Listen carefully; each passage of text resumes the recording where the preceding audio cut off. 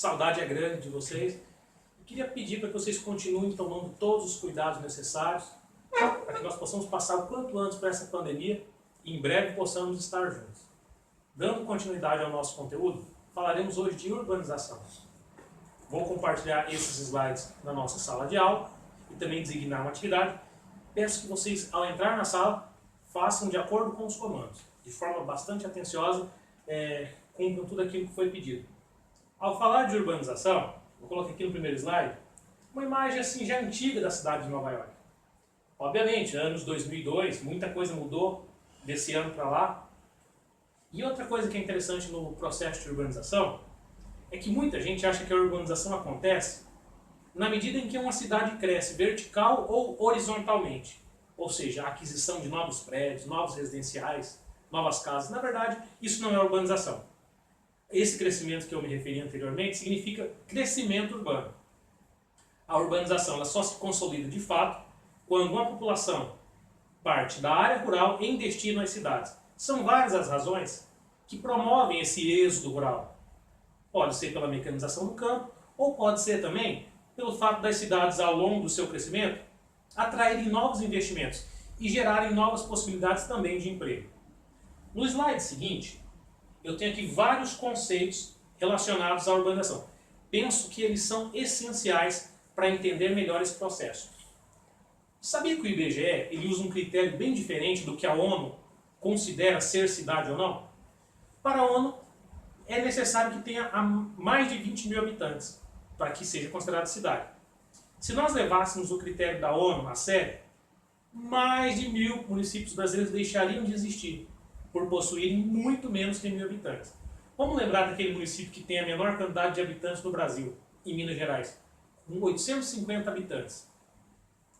E vamos agora fazer um paralelo, com o extremo, a cidade que tem a maior quantidade de habitantes, São Paulo, quase 13 milhões de habitantes. Tirando a região metropolitana, só o município de São Paulo. Ou seja, o critério que a ONU estabeleceu não serve para a realidade brasileira. E por falar ainda em cidades, gostaria de lembrar que, na medida que uma cidade se expande, cresce e se encontra com a outra, é formado um fenômeno chamado conurbação. A junção física de um ou mais municípios forma um tão conhecido e tão cobrado em vestibulares conurbação. O que é uma metrópole? A partir do momento que as cidades se conurbam, ou seja, se encontram fisicamente, forma-se ali uma área metropolitana. Se bem que o Brasil possui mais de 70 áreas metropolitanas, é óbvio que a mais conhecida pelo tamanho e pela dinâmica econômica é a metrópole da região de São Paulo, que agrega cidades como Guarulhos, Santo André, São Caetano do Sul, Diadema. É um enorme emaranhado de prédios e construções que formam a Grande São Paulo. Isso é realidade também no Nordeste, a Grande Recife, no Sul, a Grande Porto Alegre. Goiânia também já é uma região onde se pode considerar ali uma pequena conurbação. O Norte também vive esse processo, esse fenômeno. Então, metrópole é formada pela junção de uma ou mais cidades, vocês verão aqui. Sabia que às vezes uma metrópole pode estar junta com outra metrópole, mesmo que de forma não conurbada. Mas a integração econômica, social, o transporte de pessoas e mercadorias entre essas duas metrópoles é tão grande que forma-se ali o que nós chamamos de megalópole. Vou dar um exemplo. O Brasil tem uma enorme, gigantesca megalópole formada pelas cidades de Campinas, São Paulo capital, Rio de Janeiro e Santos. Nota-se que essas cidades estão distantes fisicamente umas das outras. Porém, no fluxo econômico, no trajeto de mercadorias, de pessoas, o tráfego, faz com que elas estejam sempre unidas, formando assim a grande megalópole brasileira. Então, megalópole não é a junção física, mas a junção integral, a junção econômica, social de uma ou mais metrópoles. Vamos lembrar que nos Estados Unidos a situação também se repete. Da cidade de Boston até Washington, existe essa grande dinâmica, essa grande ligação entre esses centros metropolitanos. Existe um outro conceito que se adquire quando uma cidade possui 10 milhões ou mais de habitantes. Ao ter 10 milhões ou mais de habitantes, eu vou chamá-la de megacidade. Então vamos lembrar que megacidade é um termo quantitativo.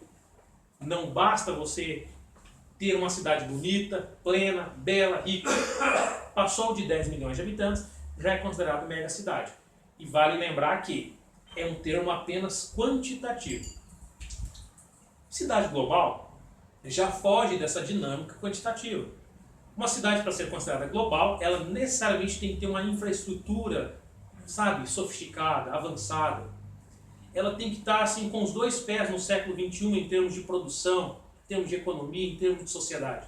Quer dizer, então, que as cidades globais é um critério que se usa para definir a qualidade da cidade e não a quantidade. Por exemplo, tem cidades globais com apenas 500 mil de habitantes, como tem também cidades globais com mais de 10, 12, 15, ou porque senão 36 milhões como Tóquio. Então vamos lembrar, a cidade global ela é avaliada pela sua qualidade, pela sua infraestrutura e não quantidade. Isso não impede que uma mega cidade com 10 milhões de habitantes também seja cidade global. Ao analisar todos esses conceitos essenciais, espero que vocês saibam distingui-los. Dessa forma, não dá margem para confusão, né? Porque cada cidade aqui, cada conceito tem sua especificidade.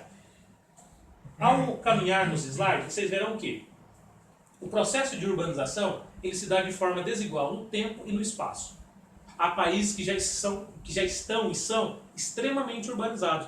Há outros que ainda sofrem o processo de urbanização. E tem aqueles que a população rural ainda é maior que a urbana. Quer dizer, existe nesses países uma margem muito grande para que o processo de urbanização se consolide. Fiquem atentos às tabelas, principalmente aos gráficos. Temos aqui também as taxas de urbanização distribuídas pelos continentes. Vocês verão que a Europa e a América do Norte estão muito avançados nesse processo. E verão que a Ásia e a África, assim também como a América Latina, foram assim na sequência, ou seja, demoraram para que a urbanização se consolidasse em relação àqueles países considerados desenvolvidos. Vocês verão também nesse gráfico em que as taxas de urbanização variam de acordo com o nível de desenvolvimento social e econômico dos países. Por exemplo, temos Bélgica, onde quase 98% da sua população mora nas cidades. Singapura é um caso à parte. Não há população rural. Ou seja, se alguém disser que mora em Singapura na porção rural, não está falando a verdade. Singapura é 100% urbanizada. Na parte posterior da tabela, vemos alguns países aqui considerados pobres. Nota-se que o nível de urbanização ainda é muito aquém. Por exemplo, Ruanda. Em 2015, apenas 8,9% da população morava nas grandes cidades. É importante comparar aqui a forma como se deu a urbanização em países desenvolvidos e subdesenvolvidos. Vale lembrar que os países desenvolvidos se organizaram. A infraestrutura, um ponto ao outro, do norte ao sul, do leste ao oeste, está sempre muito bem interligado, com toda a qualidade, com todo o suporte de infraestrutura necessário para o desenvolvimento de uma cidade. Nos países subdesenvolvidos, ela acontece de forma assim, rápida, por conta da mecanização do campo, por causa do êxodo rural.